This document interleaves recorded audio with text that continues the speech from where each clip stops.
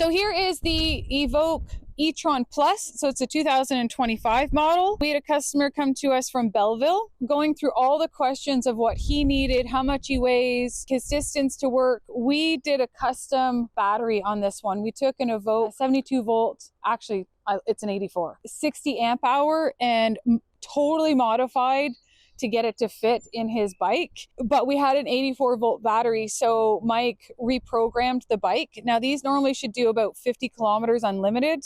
This freewheels at like 109. So he's gonna get about 90 kilometers an hour. It's a country road that he's taking back and forth. We're not promoting going faster, but we also say you do what you wanna do, right? So people want to see me riding bikes, so here's me riding a bike. Here's me riding Etron. Now, the tail box is really nice to have, but it does make a lot of noise. The pegs are a little high on it, right?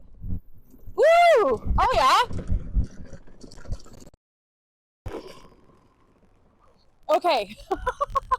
The one thing that e-bikes lack, like in the motorcycle category, is they're a little slower to take off. They really don't have that punch. This one's got punch. Now we did reprogram it. So what does that mean? It means that we've got the program for Votel. We've got the clip to connect to the controller, and Mike does his thing and does his adjustments. Number one, we had to adjust it that this 84 volt battery would work with this 72 volt system. So we've got the means to do that. We don't do it a lot. Can we do it? Yes. This really goes.